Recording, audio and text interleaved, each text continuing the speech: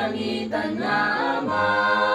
dinggam tinasken ang panangawag na, tinaayat nga Espiritu ti agkuna, umay ka kanala. Awagan na ka,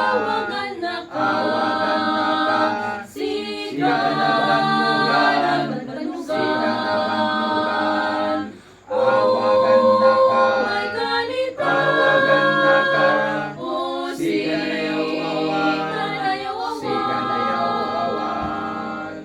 agsubli ka tinailangitan na balay, awan pagkurangang ititinapay, at tuloy na isaganang tambak ti ayat na,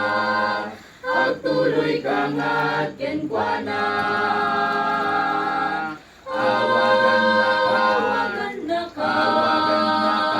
siganawan banugan, awagan na ka, may kanita, awagan na ka, o siganayaw